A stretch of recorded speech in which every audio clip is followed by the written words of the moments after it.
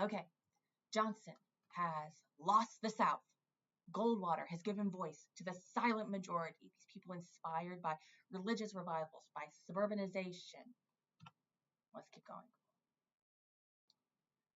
So, we start to see something new.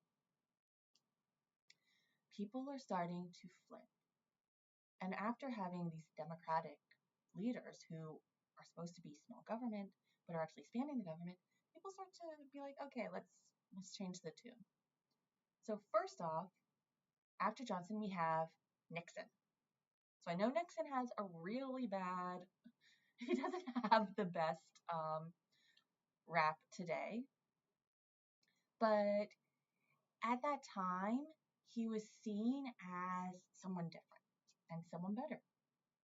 So Nixon is a Republican from California. Wait, what? Today's society is like, wait, California's Democrat. Well, then Nixon, go back. Nixon was Republican from California. He runs on a platform based around government spending cuts and the Cold War. And he's part of this beginning of the modern electoral map. So, election of 68, look what Nixon does. He sweeps through. Except he loses our South. Jeez Louise, come on, Nixon. Some people are like,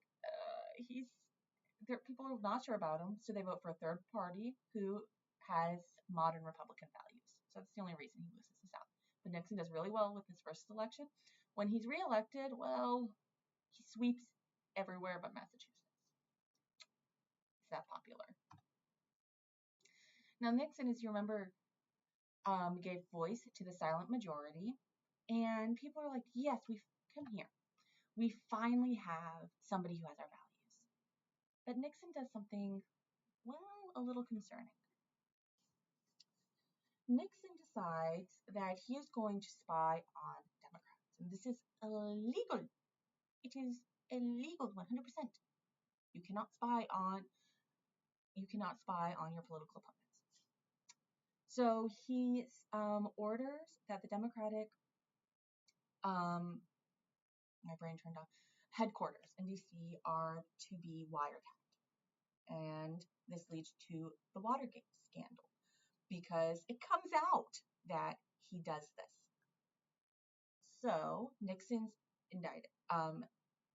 Nixon is the phrase I'm looking for. Impeached. We saw that. So Nixon's impeached, and he's like, well, I'm not. He knows what he's done is illegal. He's afraid that he is going to be prosecuted, and so he resigns. So his vice president Gerald Ford steps in, and Gerald Ford ends up pardoning Nixon, and people are like, what the heck? What he did was wrong. Like, how can you do this? And Ford's like, forgive and forget. Let's move on from this. And he's it's interesting because I actually know more Democrats who are fine with Ford pardoning Nixon than I know Republicans pardoning Nixon. It's really weird. So Ford takes over, but the damage is done. Nixon, who is now known as Tricky Dick, gets a really bad reputation because he's spying on his political opponents. And he tarnishes the reputation of the Republicans. And the Republicans are like, oh, crap. What can we do? So Ford runs for president. And in the election of 76, we have Ford versus Jimmy Carter, who died in I wanted to say early 2025, and I'm like, wait a minute, no, it was late 2024. He was buried in 2025. So Jimmy Carter is an enigma. He is a Southern Democrat. Well, wait a minute, Dr. Davis, you said that the Democrats have lost the South. Well, actually, they did. They had. But Carter is a Southern Democrat, and oh, look what he does. He carries the South. And the reason he carries the South is because Southerners say, well, we know the Democrats represent. We know the Democrats are big government. But Carter has something that Ford doesn't have, other than popularity. Carter is religious.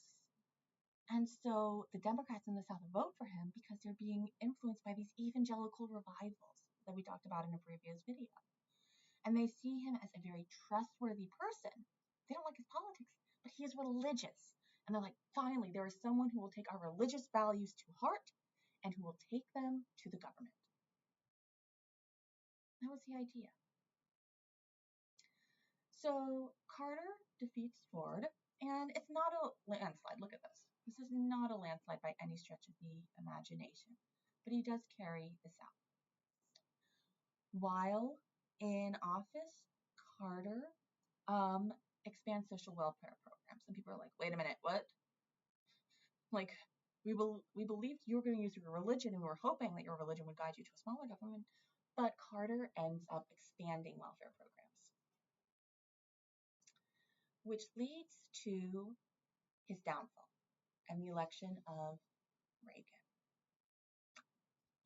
So some quick facts on Ronald Reagan. Reagan was initially a Democrat. I'm just saying.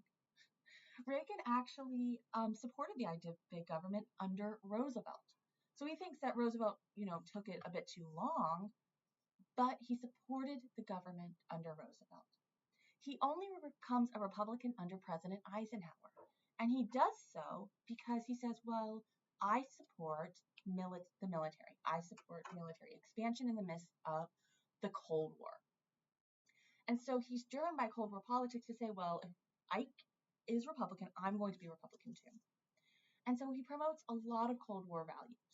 So for example, he is really involved with trying to make sure that Hollywood is as patriotic as possible. So he'll testify before the House of Un-American Activities Committee on whether there is communist activity in Hollywood, and there really wasn't. He will be the president of the Screen Actors Guild from 47 to 60. So during this period, I said of kind of even change under Truman and Ike, where everything's kind of stable.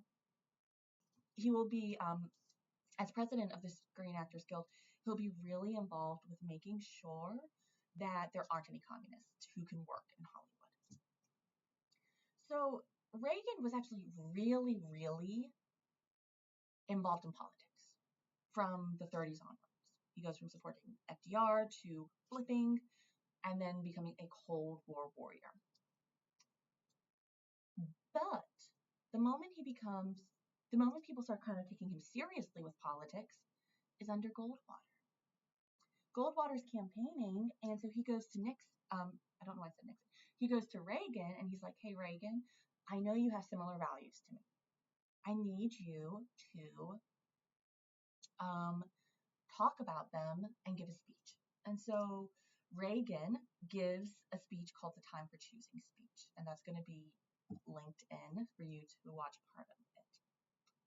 The Time for Choosing speech was very similar to what Goldwater said, in saying, guys, we need to follow our values, and we're being ignored. The values of the majority of Americans are being ignored. So we need to fix this. And so suddenly, Reagan goes from being this guy who's really popular very active, I'm not going to say popular, very active in Hollywood politics, to someone who is catapulted to the national stage. And so people are like, oh, cool. And they start taking him seriously. He runs for governor and is elected governor of California from 67 to 75. And in 75, he says, you know what? I'm going to be president of the United States. I'm going to give voice to the silent majority.